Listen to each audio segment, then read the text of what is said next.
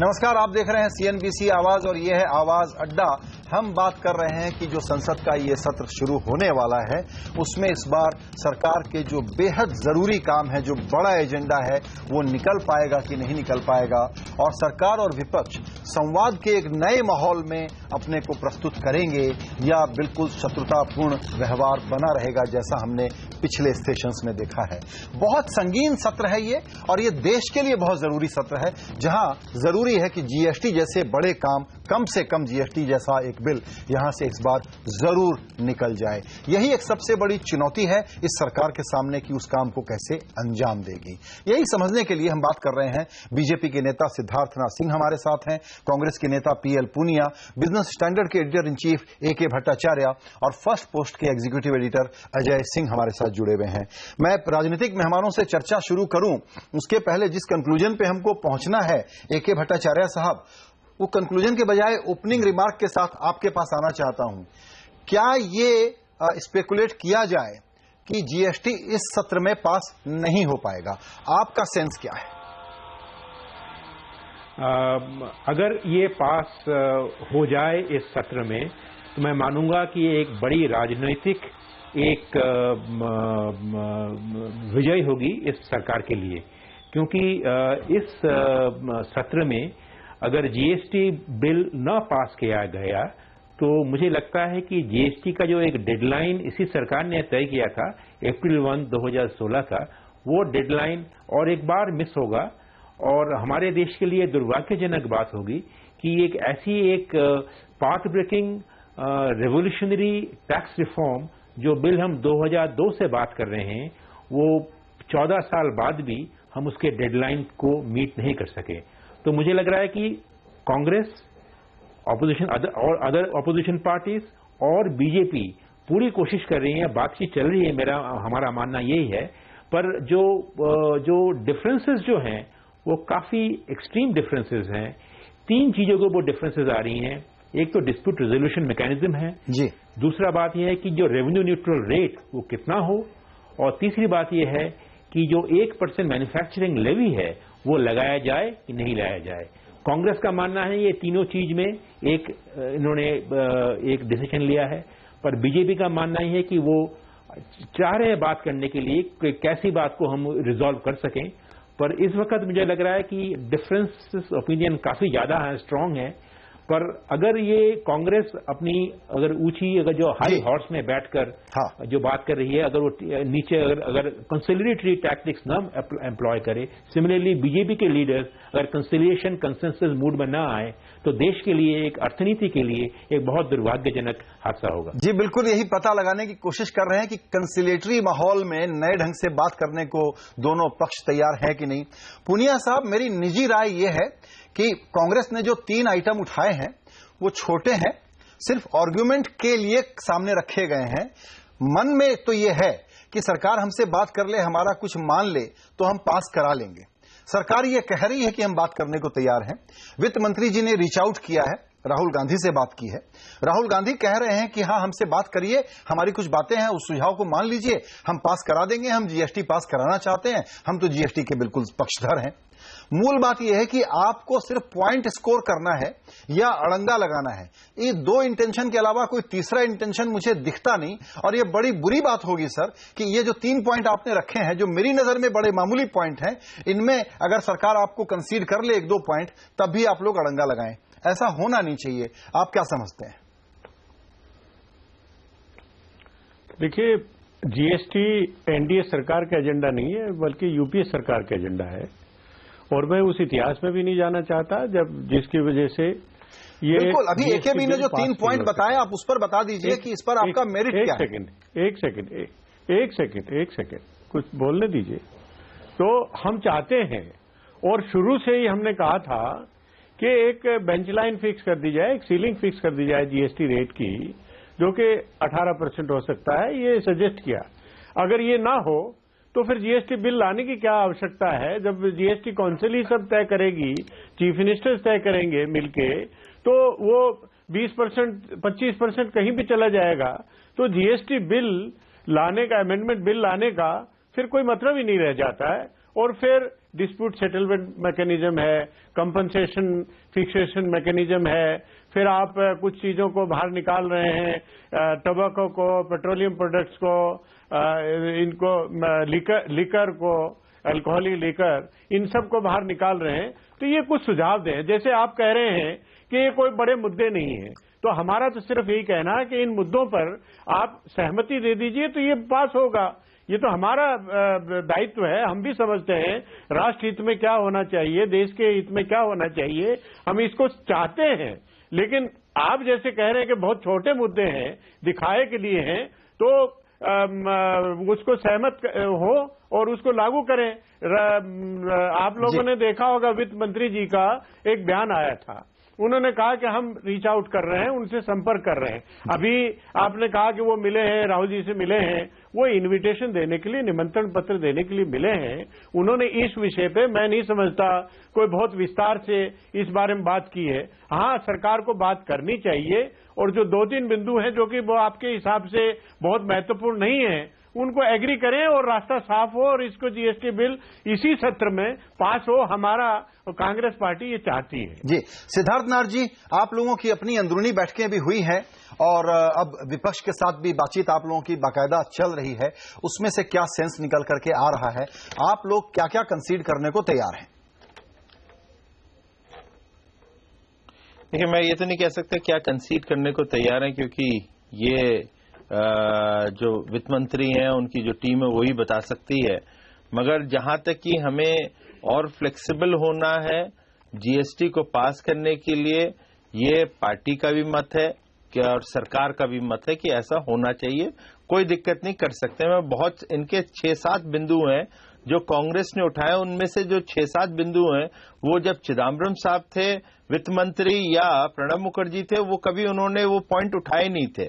अब जैसे उदाहरण के लिए एक जो टैक्स 18% वो बोलते हैं कि इसको फ्रीज कर दिया जाए, ये एक संवैधानिक प्रक्रिया है और जहां एग्जीक्यूटिव ऑर्डर्स का काम होना है वहां पे इसको लागू करना है वो खुद में अनकॉन्स्टिट्यूशनल बन जाएगा। कोई भी जाएगा बाहर, आप जाएं कोर्ट में चैलेंज करके उसको खारिज भी कर सकते हैं।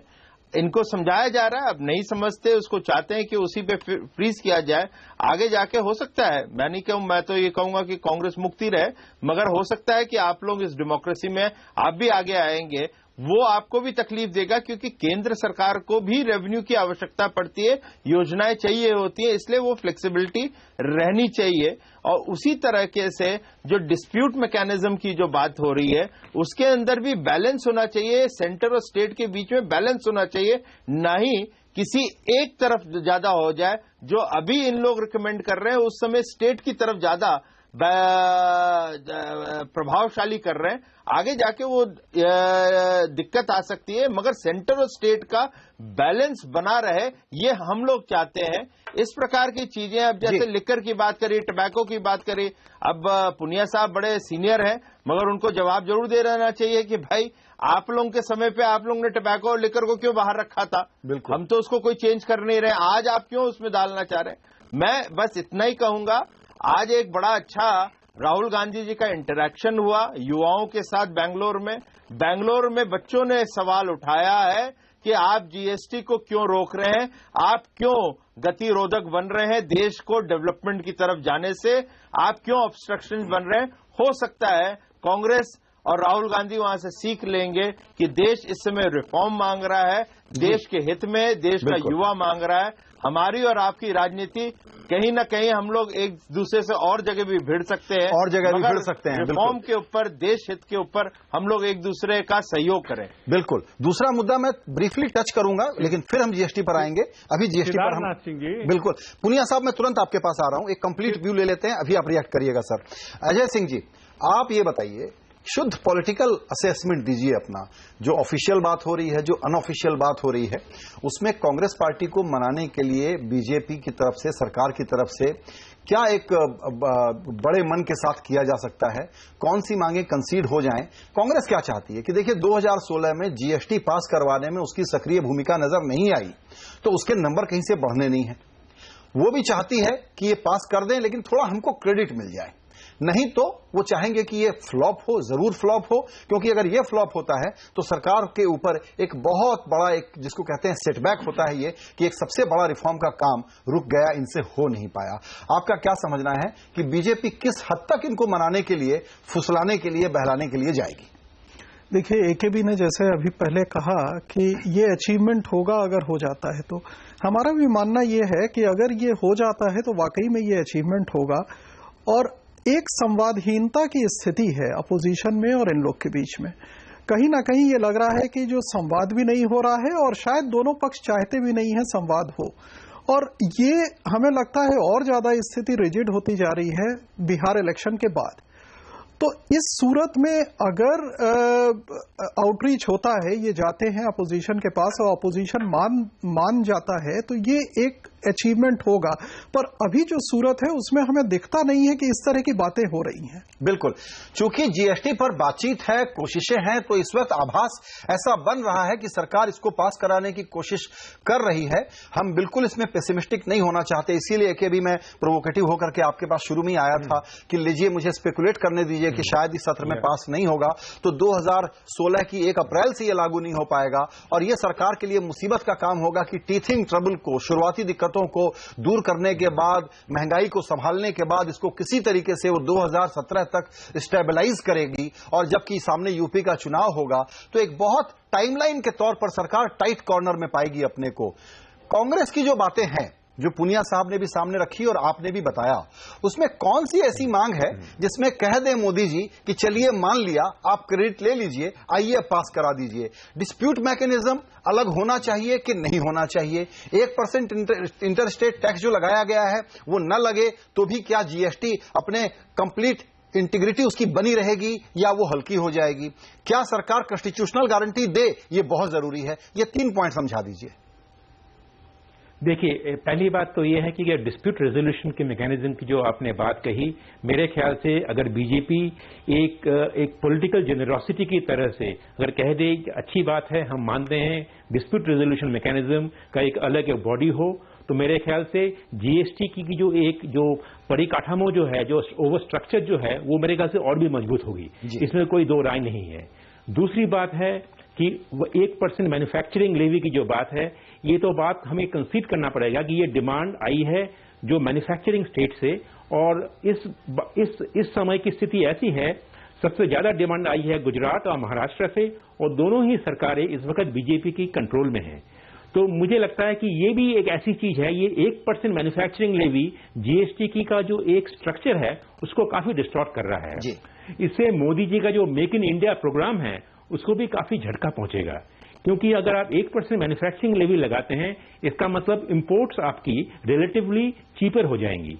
और जो स्टेट्स जो हैं, स्टेट्स अगर गुजरात से कोई मैन्युफैक्चरिंग प्लांट अगर कोई कंपोनेंट सप्लाई करे तमिलनाडु में, इसका मतलब गुजरात से जाकर, मध्य प्रदेश से जाकर तमिलनाडु में जाने के टाइम में उसके 7 से 8% एक्स्ट्रा कॉस्ट बढ़ जाएगा। ये बताएं आप फिर, तो मुझे लगता है जेटली जी इसको प्रीपोस्टरस क्यों बोल रहे हैं? कांग्रेस की डिमांड को वो बिल्कुल बोल रहे हैं कि बहुत ही गलत डिमांड है और इससे जीएसटी की इंटीग्रिटी ही खत्म हो जाएगी। नहीं, जेटली जी प्रीपोस्टरस बोल रहे हैं एक चीज को।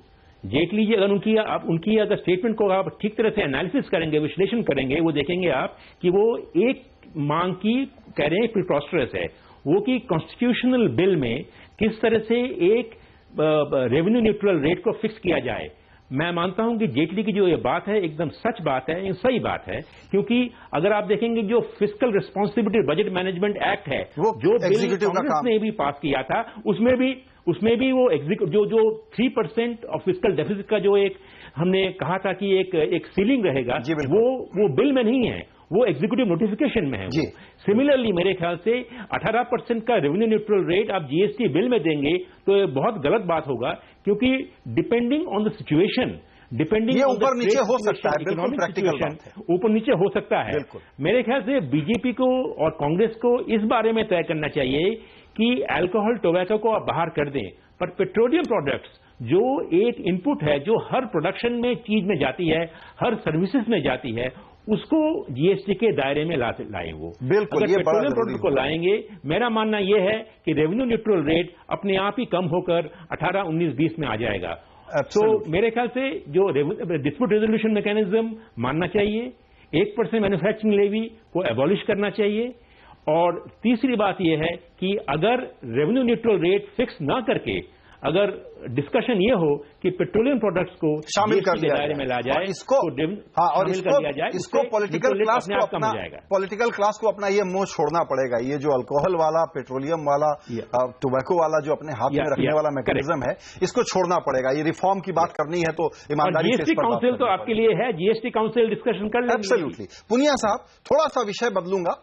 वो ये कि मालूम था कि बिहार की जीत के बाद विपक्ष आएगा, पहला दिन संसद चल नहीं पाए, इसकी पूरी कोशिश करेगा, तो सरकार भी इस बार बड़ी भारी स्ट्रेटजी के साथ सामने आई है।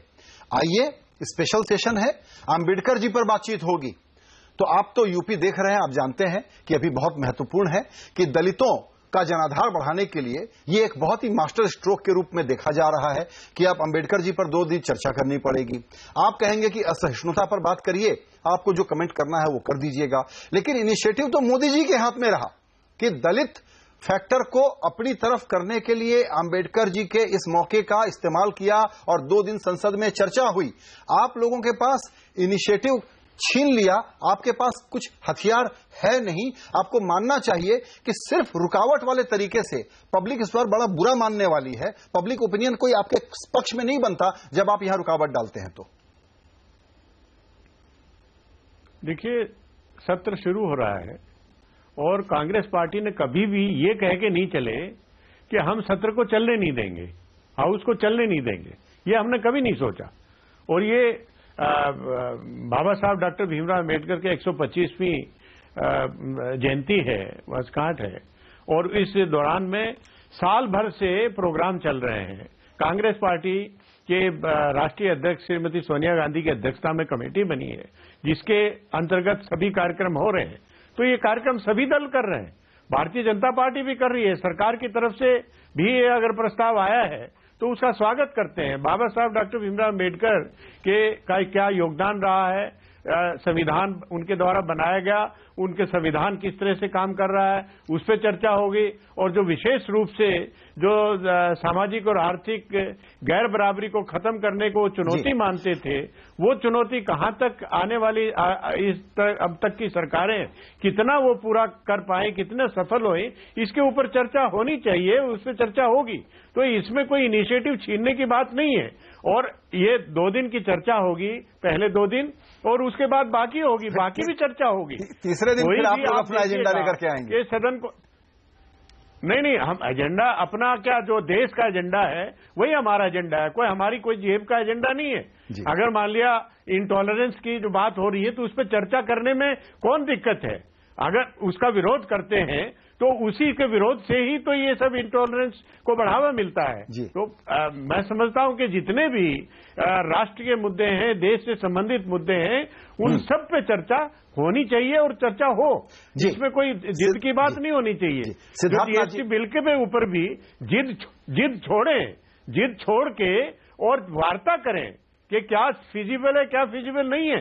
रास्ता अपने आप निकलता है, लेकिन अहंकार में अगर आप मुड़ के ये कहें कि हम बात ही नहीं करेंगे और उल्टा ललकार के कहेंगे, तो ऐसे तो नहीं चलता है।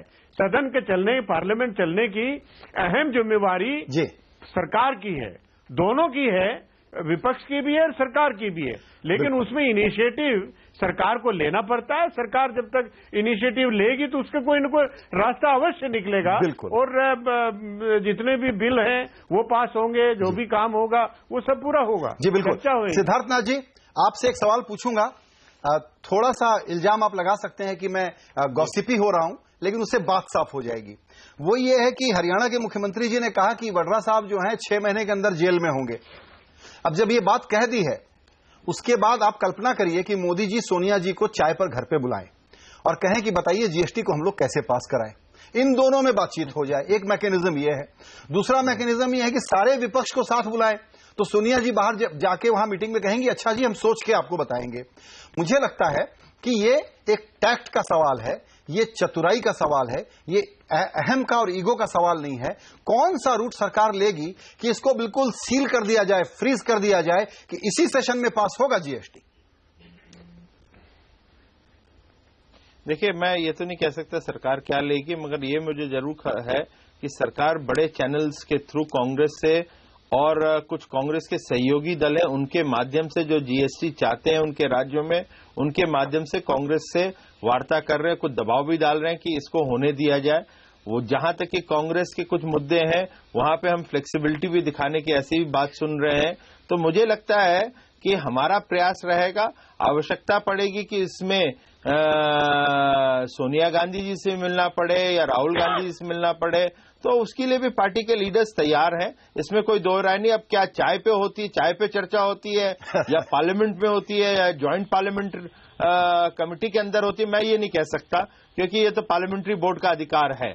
लेकिन जैसे मैंने देखिए, जब अभी बात हो रही थी लिकर और टबैको को भी हम लोग लेकर आए, मगर इसका सबसे बड़ा विरोध तो कांग्रेस के राज्य कर रहे हैं, क्योंकि उनका हमारे यहां भी कर रहे हैं, मगर सबसे ज्यादा प्रमुखता से कांग्रेस के शासित राज्य कर रहे हैं कि ये हमारा रेवेन्यू है, ये कहीं आप जीएसटी में ले आएंगे तो बड़ी दिक्कत हो जाएगी।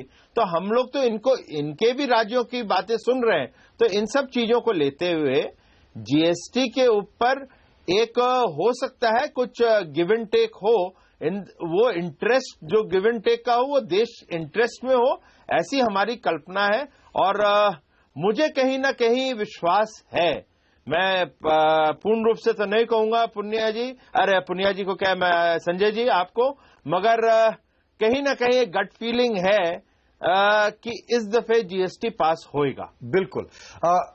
अजय, आप बताइए, बिल्कुल पॉलिटिकल, जैसे हम लोग की आदत है, we always stick our neck out, कि क्या ये सेशन में मतलब ये पॉलिटिकल गेम मैं समझना चाहता हूं कि वो कौन सी डील, कौन सा गिव एंड टेक हो सकता है जिसमें इस सत्र के संसद में इस सेशन में पास हो जाए ये बिल। देखिए, अभी मैं सुन रहा था तो आप एक चीज में समानता देखेंगे कि अपोजिशन की जो यूपीए टाइम में लैंग्वेज थी वही आज के दिन अपोजिशन की लैंग्वेज है कि यानी आपने वो किया था लिहाजा हम नहीं करने देंगे।